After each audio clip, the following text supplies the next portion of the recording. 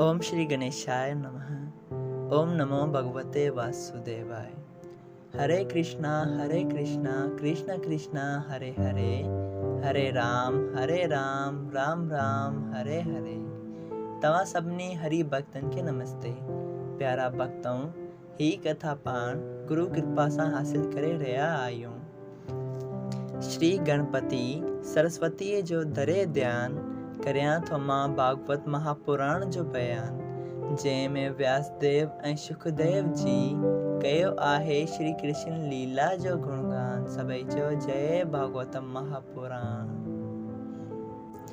प्यारा भक्तों, पोई कथा में पाण ॾिठो त श्रीमद् भागवत महापुराण साहिब जे महात्म्य जे अध्याय 4 में त धंधुकारी पंहिंजे माइटनि खे जाम दुख थो ॾिए, वेश्याउनि जो संग थो करे ऐं आख़िरकार हिन जो पीउ हिन मां कक थी तंग थी घर छॾे थो वञे वन में, ऐं वन में वञी मुक्ति खे हासिल थो करे।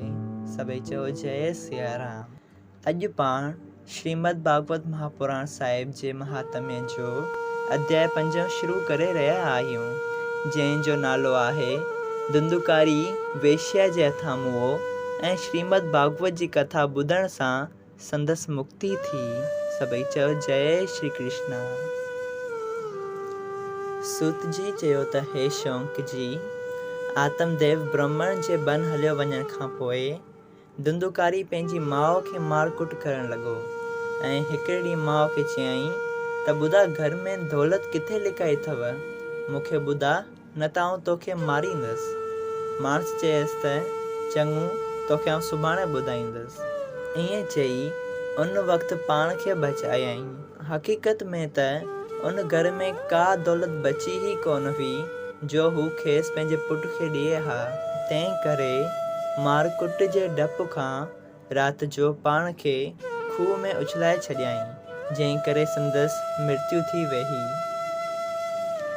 गऊ करण संदसि पंहिंजे भाउ जो इहो हाल ॾिसी उते रहणु चङो न सम्झियो ऐं हू तीर्थन करण जे इरादे सां ॿाहिरि निकिरी वियो। गऊ करण जे वञण खां पोइ धंधुकारी अकेलो थी पियो ऐं चोरियूं ठगियूं करे वेश्या खे ॾियणु लॻो ऐं वेश्याउनि खे पंहिंजे घर में अची रहायईं।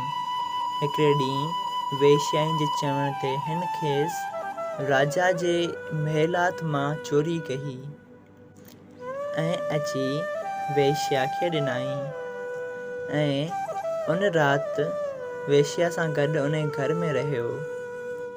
जॾहिं उन राति हू तमामु घणी थकावट जी वजह सां गहरी निंड में सुम्ही रहियो, तॾहिं वेश्या जे घर वारनि पाण में सलाह कई त ही हमेशह चोरियूं ऐं ठगियूं करे असांखे आणे ॾिए थो। हाणे त हिन राजा जे घरां चोरियूं करणु शुरू करे छॾियूं आहिनि। जेकॾहिं ही पकड़िजी वेंदो त असां बि हिन सां गॾु सज़ावार थींदासूं। सॼी ज़िंदगी जेल में कटिजंदी ऐं ही धन जेको ही असांखे आणे थो ॾिए उहो बि राजा फुरे छॾींदो। इहे ॻाल्हियूं सोचे वेश्या जे घर वारनि सभिनी हमसलाह थी धंधुकारीअ खे निंड में फांसीअ ते लटकायऊं। लेकिन इन पापीअ जो साह फांसीअ ते चढ़ण करे बि न निकितो। तॾहिं ॿरंदड़ काठियूं ऐं टांडा धंधुकारीअ जे मुंहं में विधाऊं ऐं तॾहिं वञी मस हिन जा प्राण निकिता। पोइ उते ई धंधुकारीअ जे घर में खॾु खोटे ज़मीन जे अंदरि पूरे छॾियऊं।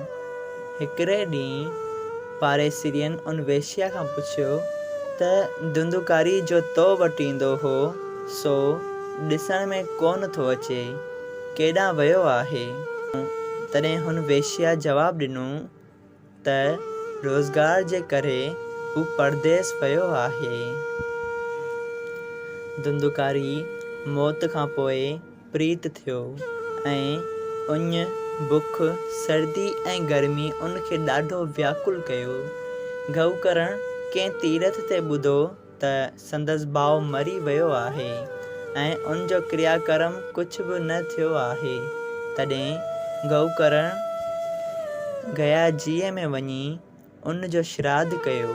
पोइ जंहिं तीर्थ ते संदसि वञणु थींदो हो उते उते वञी उन जो क्रियाक्रम कंदो हो। जॾहिं गौकर्ण तीर्थ यात्राऊं करे घर आयो तॾहिं राति जो पंहिंजे भाउ धुंधुकारी खे कॾहिं हाथी, कॾहिं कुतो, कॾहिं ॿिली, कॾहिं कूवो या कॾहिं ॿकरीअ जी जूं प्रीत में ॾिसंदो हो। तॾहिं गौकर्ण खेसि पुछियो त तूं भूत या प्रीत या राक्षस या केरु आहीं ऐं किथां आयो आहीं, पंहिंजो हाल मूंखे ॿुधा। तॾहिं धुंधुकारी पंहिंजे भाउ जी ॻाल्हि ॿुधी घणो रुनो ऐं ॻाल्हाइण जी घणी कोशिशि कयईं, लेकिन ॻाल्हाइण जी सुमर्थी कान हुअसि। जॾहिं गौकर्ण ॾिठो त हू रोवण खां सवाइ ॿियो कुझु करे नथो सघे, तॾहिं मंत्र पढ़ी जल जो छंडो उनखे हयईं।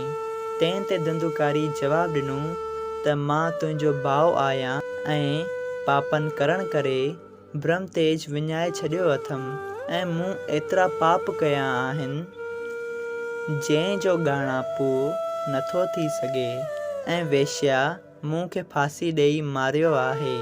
तंहिं करे मूंखे दाणो पाणी कुझु बि नथो मिले, फ़क़ति हवा ते गुज़र बसर करियां थो ऐं उहा ई खाई जियां थो। हाणे तव्हां वटि आयो आहियां, जहिड़ी तरह वणेव तहिड़ी तरह मुंहिंजो उद्धार करियो। सभई चयो जय श्री कृष्णा। अगरि तव्हां सभिनी हरि भक्तनि खे ही कथा सुंदर लॻी हुजे ऐं तव्हांखे हिन मां आनंद हासिल थियो हुजे त कृपा करे ॿियनि हरि भक्तनि खे बि मौक़ो ॾियो ऐं उन्हनि सां शेयर करियो त हू बि आनंद प्राप्त करे सघनि ऐं उन्हनि जो बि भलो थिए ऐं तव्हांजो बि भलो थिए। सभई चयो जय सिया राम। राधे राधे।